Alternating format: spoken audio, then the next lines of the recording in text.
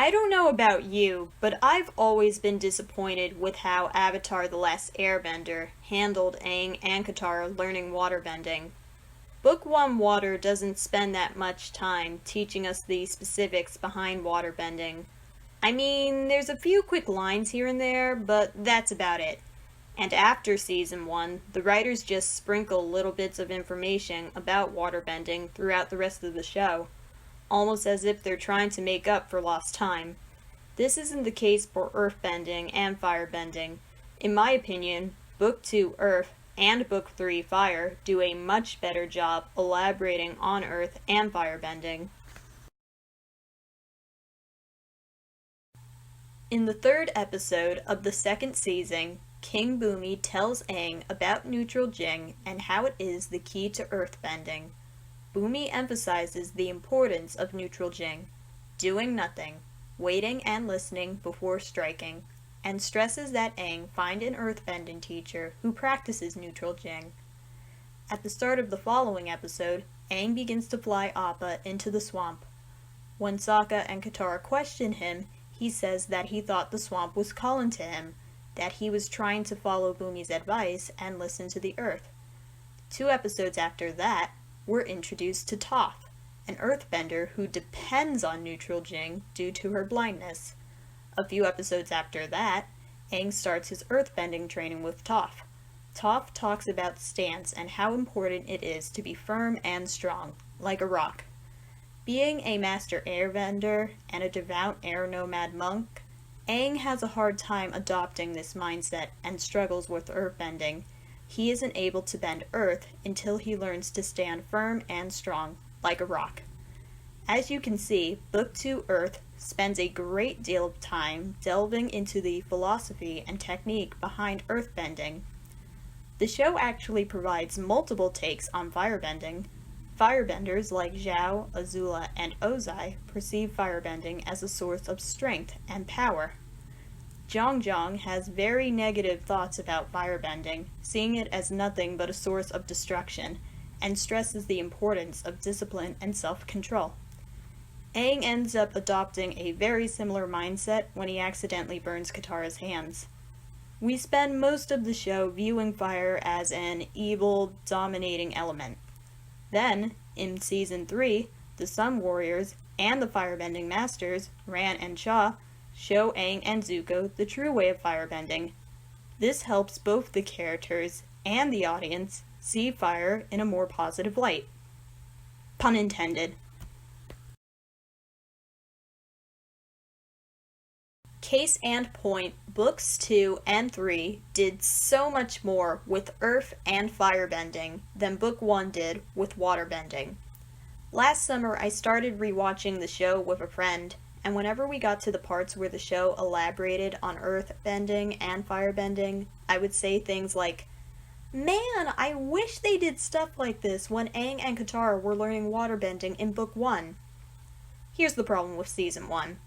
The gang doesn't reach the Northern Water Tribe until Episode 18, The Waterbending Master. The last 2 episodes of the season focus primarily on a battle with the Fire Nation, so the only episode the writers could use to teach the audience more about waterbending was Episode 18. And how do they spend that episode? They spend most of it focusing on a romance plot and a sexism plot. In fact, the entire time the gang is in the North Pole, we only see glimpses of the actual waterbending lessons. This is why I say the writers sprinkled information about waterbending throughout the rest of the show to make up for lost time. It genuinely feels like that. Now, please don't take this the wrong way. I like Sokka and Yue's relationship in Season 1, and the Katara versus Pakku plot was fine. I, at the very least, enjoyed their battle at the end of the episode. I'm just a little annoyed that we got these plots at the expense of learning more about waterbending in the book titled Water. Now, I have an idea for what the writers could have done to make the waterbending lessons plot more interesting. In Season 2, Iroh teaches Zuko how to redirect lightning, and he explains that he discovered this technique after studying waterbenders and their abilities. Here are a few quotes from Iroh's lesson with Zuko. Waterbenders deal with the flow of energy. A waterbender lets their defense become their offense, turning their opponent's energy against them. If you let the energy in your own body flow, the lightning, or water, because again, this is all based on waterbending, will follow it. You may wish to try a physical motion to get a feel for the pathway's flow. Now, are you focusing your energy? Can you feel your own chi flowing in, down, up, and out? Come on! You've got to feel the flow. Now this is a very nice detailed explanation. Pakku makes a similar comment about feeling the push and pull when teaching Aang, but he doesn't go into nearly as much detail. Does anyone else find that ironic? That a firebender taught us more about waterbending than an actual waterbender? Moving on, I'd like to bring this quote on healing from the Avatar Wiki to your attention. Healing is a sub-skill of waterbending that allows the bender to heal wounds by using water as a catalyst to redirect energy paths around the body. If you're wondering why I'm referencing the wiki instead of a scene from the actual show, it's because the show doesn't really explain what healing is, nor how it works. Figures. Episode 18's Previously on Avatar mentions Katara's newly found healing abilities, giving viewers the impression that healing will be an important part of the episode. But it really wasn't. Much like most of Aang's lessons with Pakku, we don't actually see Katara's lesson with Yugoda. We see Katara arrive reluctantly, we cut to a different scene, and by the time we cut back to Katara, the lesson's already over. So, we know from other seasons and other sources that 1. Waterbending deals with the flow of energy, and 2. Healing deals with guiding and controlling the body's energy paths. If I was a writer for the show, here's how I would have incorporated this information into Season 1.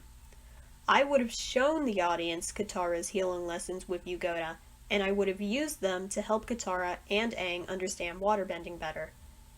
We see Aang struggling in Pakku's class.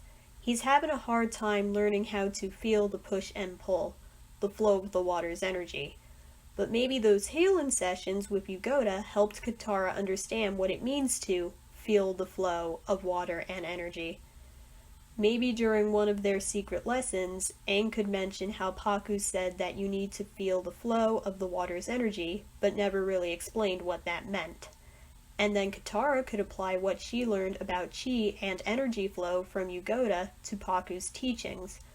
Katara could also realize, after listening to Aang explain Pakku's vague lessons, that the way healers redirect energy in an injured person's body is very similar to how waterbenders in combat redirect their opponent's energy, how they catch incoming attacks and fire them right back.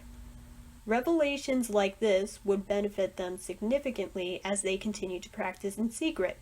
Katara would start looking forward to her lessons with Yugoda, thinking she can incorporate any new information into her lessons with Aang. Meanwhile, Aang would start to improve in Pakku's classes, thanks to Katara.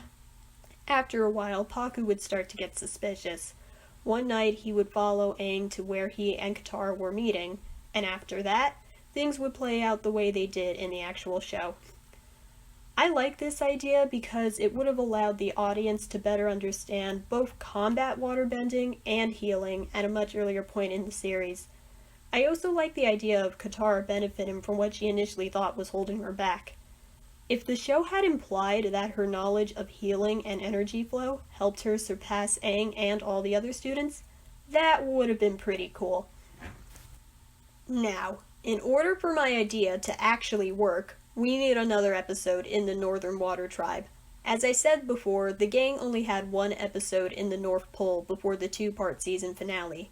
If they had at least 2 episodes in the North, that would have been enough time to elaborate on waterbending without excluding those 2 subplots. I think the writers could have done this by making season 1 21 episodes long instead of 20, assuming they had the budget for it, of course. Or, if one of the more fillery episodes was scrapped from season 1, an additional episode in the North Pole could have taken its place. Right now, they're making a live-action remake. I don't know what the episode format will be, nor what plot points they'll add or omit, but hey, this could be a great opportunity for the writers to expand on Aang and Katara's waterbending lessons.